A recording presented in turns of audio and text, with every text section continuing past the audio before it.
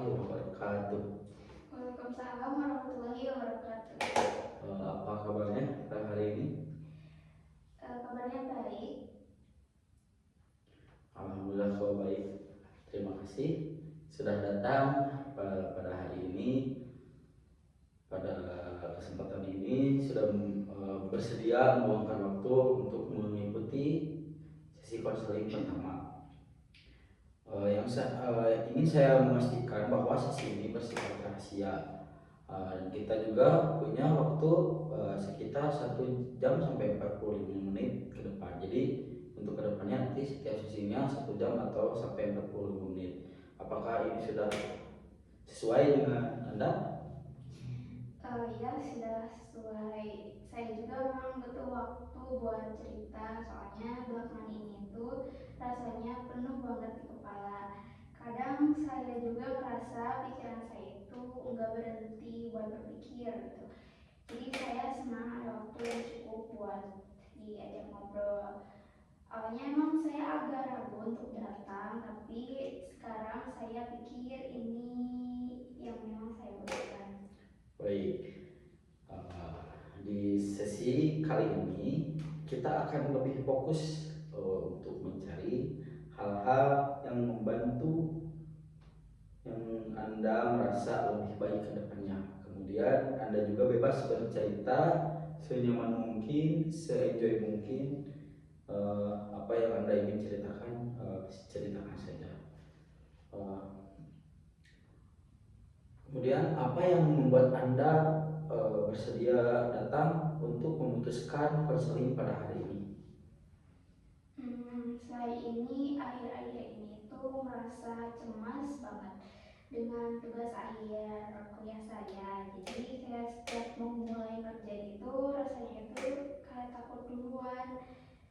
Jadi kayak takut salah, misalnya takut hasilnya jelek, takut dikomentari sama dosen karena belum sesuai. Jadi kayak akhirnya saya malah nggak mulai sama sekali. Terus kadang kalau belum buka laptop aja jantung saya itu jadi kayak berdebar takut.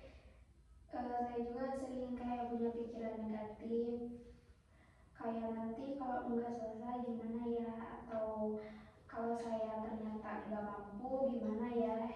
Jadi itu tuh terjadi hampir setiap hari. Ini Anda merasa cemas karena menghadapi eh, tekanan akhir, tugas akhir. Kemudian rasa cemas itu sering muncul. Kemudian ada beberapa faktor yang mempengaruhi. Yang pertama, mempengaruhi tidur Anda, kemudian mengganggu aktivitas pada siang harinya, sehingga ketika Anda ingin melakukan hal apapun merasa ragu-ragu dan takut terlebih dahulu. Iya, jadi karena hal itu tidur saya itu akhir-akhir ini tuh kayak jadi berantakan. Kadang cuma 2 sampai 3 jam.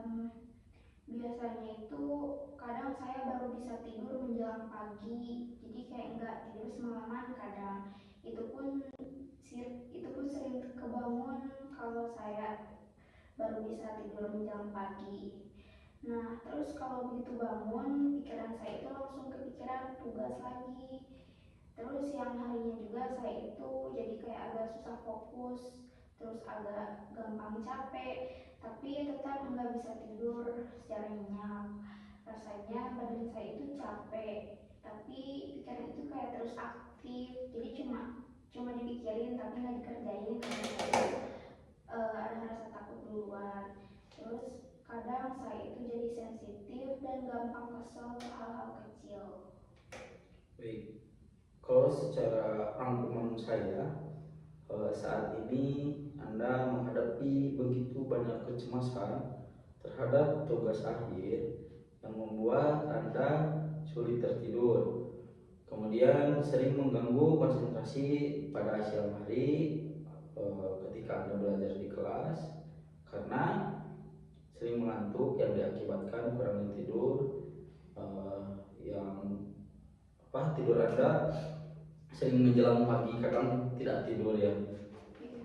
Baik. Di sini saya ingin bertanya menggunakan skala. Jika angka 0 berarti Anda sama sekali tidak merasa cemas menghadapi tugas akhir. Ataupun sebaliknya, ada angka 10 yang berarti kecemasan itu paling berat yang Anda alami. Dan saya ingin bertanya, berapakah skala yang saat ini Anda rasakan ketika menghadapi kecemasan terhadap tugas akhir? Mungkin di angka 8 ya, karena atau bisa juga naik ke angka 9, karena kalau di malam hari itu saya itu kepikiran ingat deadline atau jadwal bimbingan. Terus di malam hari juga pikiran itu kayak lebih banyak dipikirin gitu. Saya mikir terlalu jauh ke masa depan, kadang sampai mikir kalau saya gagal hidup saya gimana ya gitu. Jadi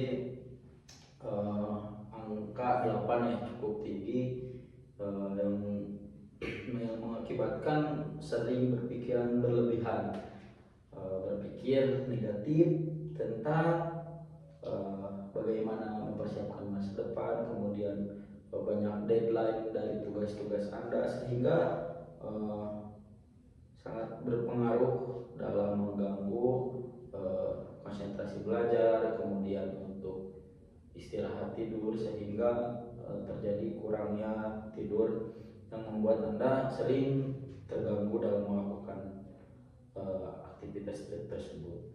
Dan sekarang apa sih yang membuat Anda tidak sampai di angka 10? Mungkin karena saya itu sebenarnya masih datang buat bimbingan dan juga belum benar-benar menyerah gitu buat ngerjain tugas. Walaupun saya itu sering merasa takut, saya masih berusaha datang ataupun bertanya ataupun melakukan kontrak waktu untuk bimbingan bersama pembimbing saya. Terus saya juga masih punya keinginan buat lulus dan menyelesaikan tugas ini. Terus kalau sudah di angka 10 mungkin beda ya dari keadaan saya sekarang. Mungkin saya sudah benar-benar berhenti dan juga itu belum terjadi. Baik, kamu masih bisa menunjukkan bahwa kamu itu masih punya tanggung jawab, meskipun perasaan cemas yang sering Anda rasakan kemudian mengganggu, dan kamu juga masih punya usaha dan tanggung jawab terhadap studi Anda, betul? Iya, saya juga punya kesadaran gitu akan hal itu. Mungkin saya ngerasa cuma kayak capek secara mental. Kadang saya merasa berjuang sendirian gitu, pikiran saya di kepala saya sendiri. Baik, saya masih penasaran. Apakah Anda pernah mempunyai waktu meskipun sebentar yang dimana kecemasan itu terasa lebih ringan ataupun bahkan sama sekali tidak ada, sehingga Anda merasakan nyenyaknya tidur, terus bangun lebih fresh, kemudian gangguan-gangguan itu tidak ada? Apakah pernah mungkin? Pernah sih, dulu waktu itu saya pernah bikin jadwal kecil-kecilan, kayak sehari cuma nulis 1 halaman.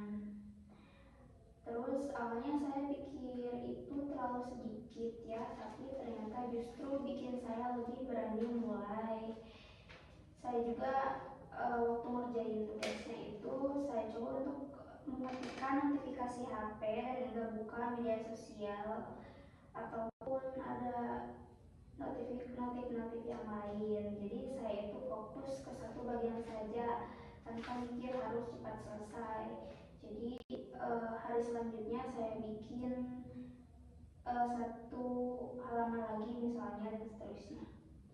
Baik, jadi eh, ketika Anda melakukan target-target kecil, kemudian menulis dalam hal-hal kecil, lalu ketika eh, mengerjakan tugas, mematikan notifikasi handphone, dan eh, melakukan hal-hal yang kecil sehingga itu dapat memicu terjadinya semangat bagi Anda, kemudian merasa tenang, tidak ada gangguan. Nah, jadi target kecil dan jelas itu membuat Anda merasa lebih tenang dan bisa menjalankan aktivitas. Kemudian tubuh dan pikiran apa yang lebih tenang ketika yang sering dirasakan. Saya merasakan kayak lebih terkendali aja gitu. Jadi kayak nggak merasa terlalu dikejar-kejar. Kalau misalnya sudah ada bagian tertentu yang sudah saya kerjakan, saya juga kadang merasa kayak oh ternyata saya masih bisa ya kerjain ini. Jadi kalau udah dikerjain mah jadi kayak oh enggak, oh ternyata tidak, eh, oh ternyata tidak sesusah ini gitu kerjainnya kalau udah dikerjain mah. Jadi ketika Anda sudah mencoba untuk mengerjakan sesuatu, ternyata eh, tidak sesuai dengan pikiran negatif Anda yang muncul, ternyata oh mudah ya, ataupun tidak sesulit yang dibayangkan, kayak seperti itu ya. Iya, kayak gitu.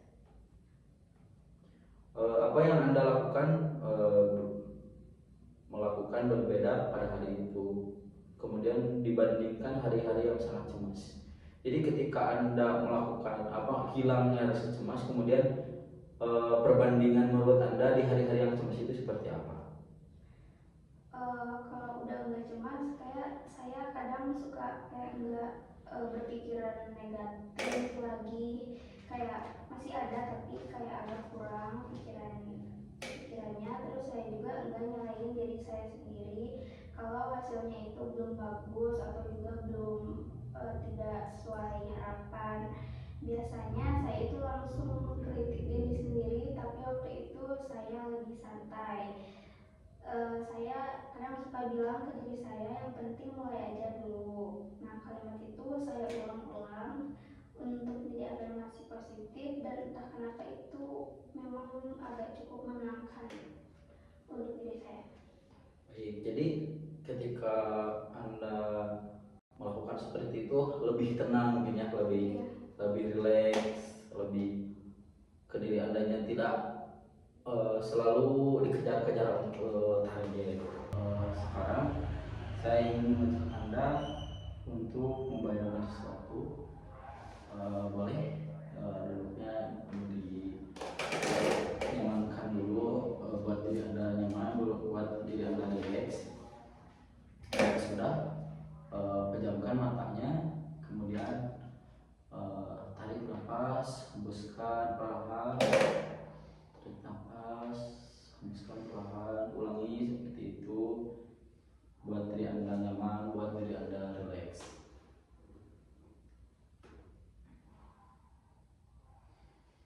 Jika sudah, bayangkan jika Anda pulang ke rumah, kemudian Anda tertidur dengan lelap, dan Anda bermimpi berada di sebuah tempat yang Anda sukai, berada di tempat yang sangat indah, berada di tempat yang sangat banyak taman bunganya. Kemudian angin berhembus perlahan sehingga membuat Anda nyaman, membuat Anda rileks, dan Anda pun tidak sadar bahwa itu hanyalah mimpi. Kemudian kecemasan Anda terhadap tugas akhir sangat berkurang secara signifikan karena Anda tertidur dan Anda tidak tahu keajaiban itu terjadi. Bayangkan dan rasakan. Kemudian saat Anda terbangun pada besok paginya, apa yang pertama kali yang membuat Anda bahwa sadar keajaiban itu terjadi? Ketika saya bangun, setelah keajaiban itu terjadi, saya akan bangun dengan badan yang lebih segar, lebih rileks, lebih plong, dan enggak langsung panik kayak biasanya. Biasanya begitu buka mata kan biasanya dada saya itu langsung terasa sesak gitu. Tapi kali ini lebih ringan karena saya bangun dengan keadaan rileks, tenang, karena saya sudah ada di kondisi atau kondisi saya di tempat yang tadi saya sukai dan saya merasa nyaman. Terus saya juga nggak langsung mikir harus ngerjain tugas akhir sekarang juga. Nah, ada rasa tenang yang saya rasakan pun masalahnya itu belum selesai. Baik, Anda merasa sangat lebih berbeda ketika merasa bangun tidur. Dan hal apa yang akan pertama kali kamu lakukan setelah bangun tidur?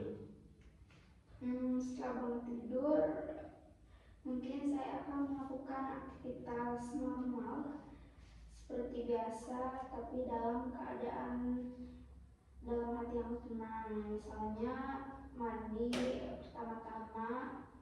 Setelah mandi, saya akan sarapan dengan menu yang saya sukai. Terus saya akan membuka laptop tanpa menunda-nunda.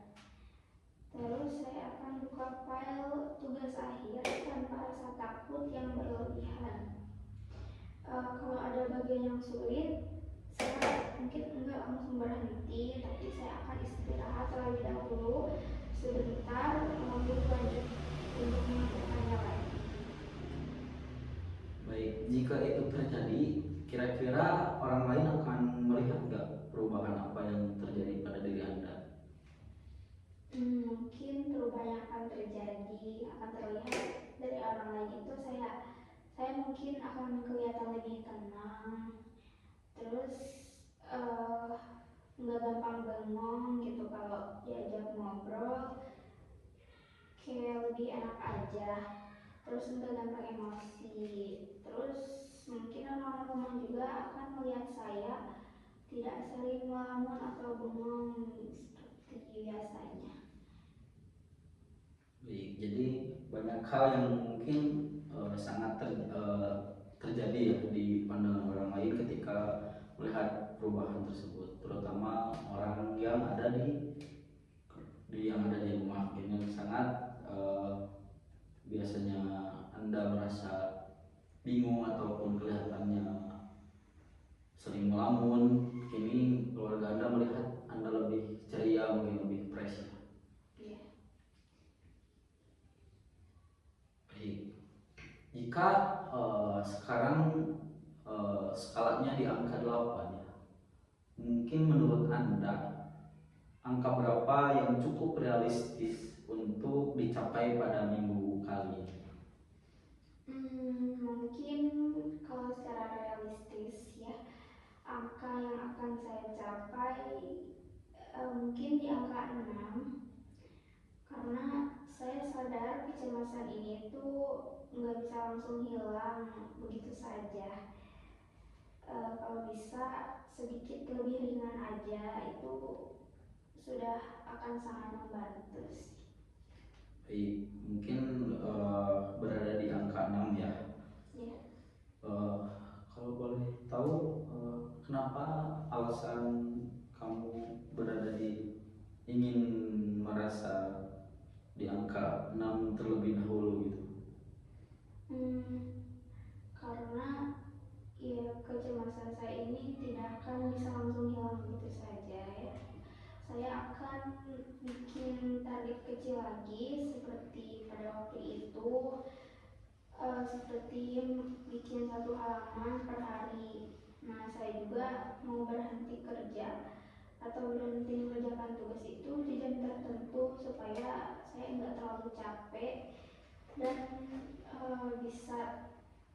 bisa tidur dengan tenang karena sudah ada tugas walaupun sedikit tapi bisa meringankan pikiran saya.